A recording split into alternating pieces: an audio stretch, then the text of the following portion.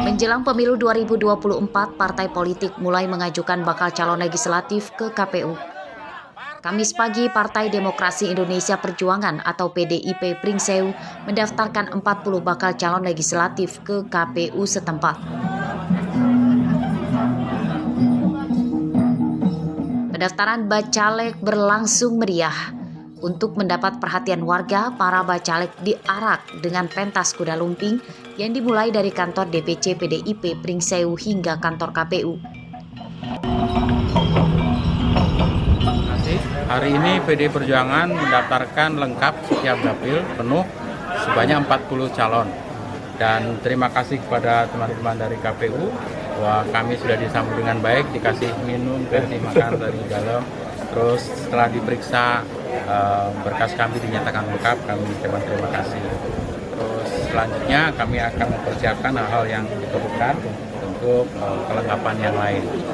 Dan dari hasil verifikasi kelengkapan dokumen, kami tadi sudah mengecek dan PD Perjuangan dinyatakan lengkap untuk kelengkapan dokumen. Untuk selanjutnya nanti Pak, habis dari PD Perjuangan ini? Setelah ini ada Partai Nasional Demokrat, Nasdem. Jadi setelah PD ini selesai, nanti kita akan menerima pendaftaran untuk Partai Nasional Demokrat.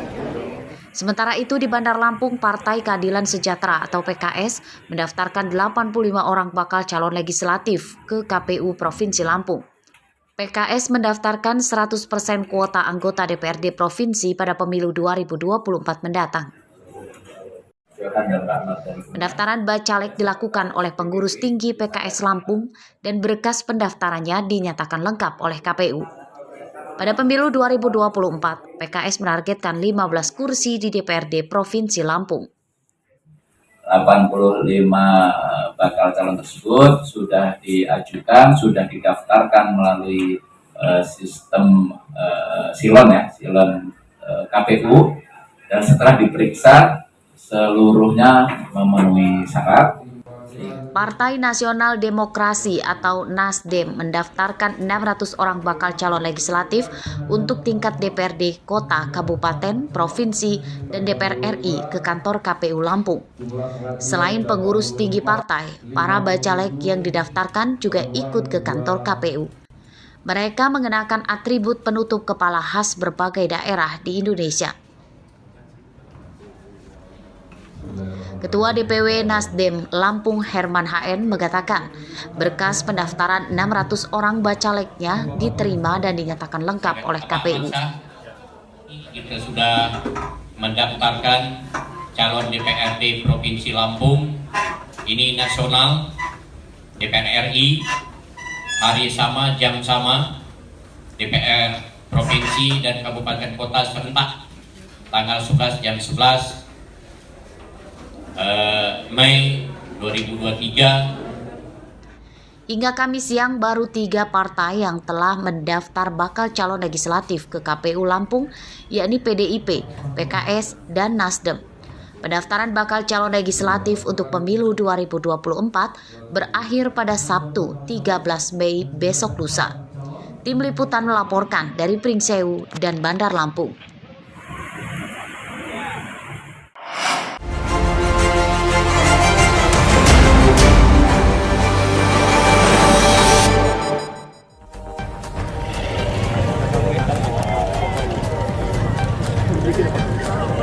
Presiden menginstruksikan Kementerian PUPR mengambil alih perbaikan jalan di Lampung. Pemerintah pusat menggelontorkan dana 800 miliar rupiah untuk perbaikan 15 ruas jalan di Lampung, termasuk Jalan Kota Gajah hingga Kecamatan Rumbia sepanjang sekitar 70 km. Perbaikan jalan di Lampung dimulai Juni bulan depan.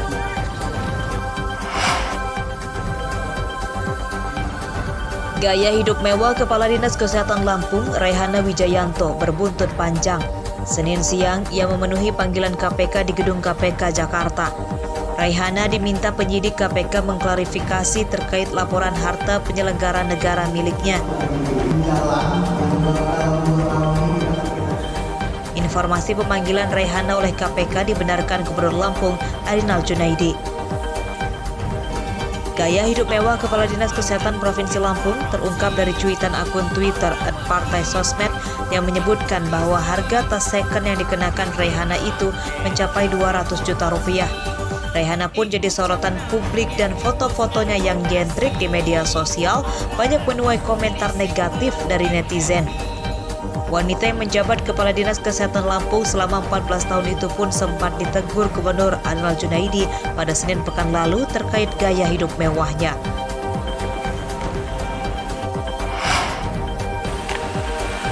Sebanyak 1.137 calon jemaah haji Lampung tercatat belum melunasi biaya keberangkatan haji tahun 2023. Data ini didapat setelah Kemenak Lampung menutup jadwal pelunasan biaya keberangkatan haji pada Jumat lalu. Kepala Kanwil Kemenak Lampung, Puji Raharjo, Senin siang mengatakan, berdasarkan ketentuan yang berlaku, calon jemaah haji yang belum melunasi terancam mundur berangkat. Salah satu solusi yang dicarikan pemerintah adalah rencana memperpanjang waktu pelunasan hingga sepekan ke depan. Calon jamaah haji Lampung tahun 2023 sebanyak 7.637 orang. Dari total itu, baru 6.500 calon yang sudah melunasi biaya haji. Sementara sisanya 1.137 orang belum melunasi biaya keberangkatan haji.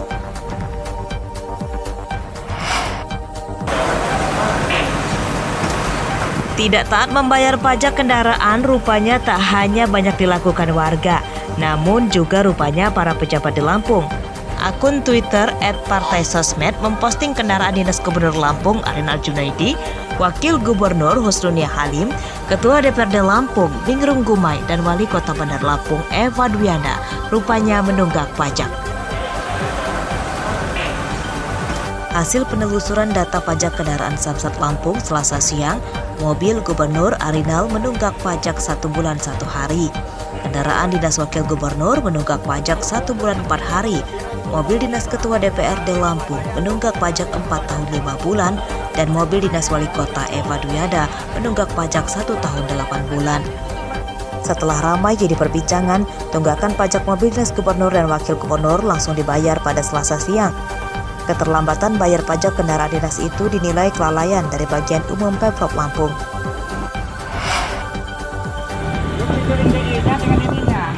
Mobil pasang bendera partai. Mobil pemerintah ini.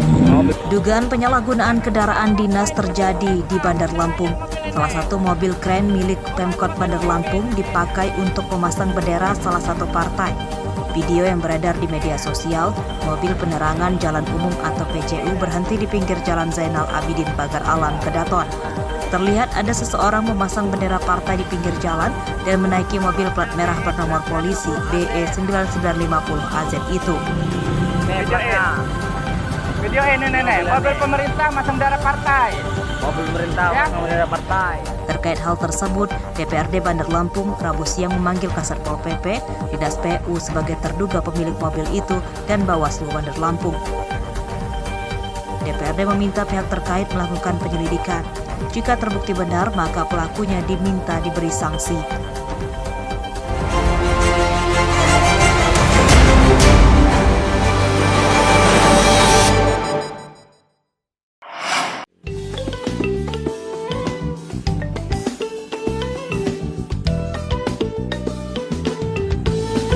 Sungguh cantik Muli atau gadis Lampung asal pesisir barat ini. Kecantikannya semakin bersinar karena kain tapis yang dipakai sangat mewah dan elegan.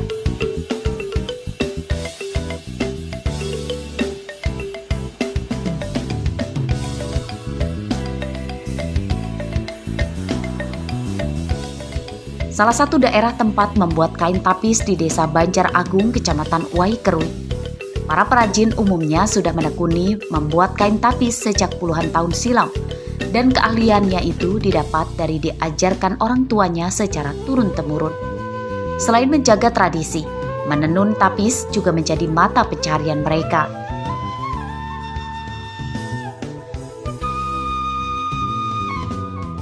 Tapis pesisir barat memiliki motif tersendiri, salah satunya tapis pucung. Harganya juga cukup tinggi, antara 4 juta hingga puluhan juta rupiah per lembar. Kain tapis biasanya dipakai dalam acara adat, pernikahan, dan lain-lain.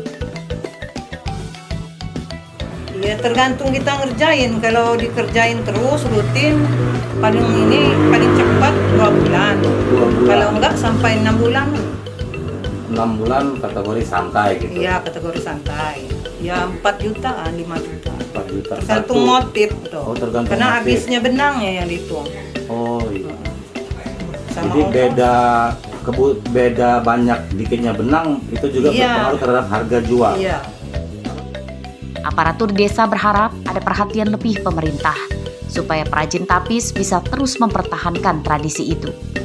Bantuan modal dan pemasaran sangat dibutuhkan para perajin. Ini harapan kami supaya jangan sampai warisan leluhur kita ini hilang, supaya anak-anak istilahnya anak-anak muda kita bisa belajar, minimal tahu istilahnya cara menenun ataupun menjahit tapis ini. Jangan sampai di kemudian hari giliran ibu-ibunya sudah nggak bisa baru mau belajar. Meski kain tapis kini sudah masuk ke dalam warisan budaya tak benda Indonesia pada 2015 silam, perlu perhatian lebih untuk terus mengenalkannya kepada kaum muda supaya tidak tergerus zaman. Rosandi melaporkan dari pesisir barat.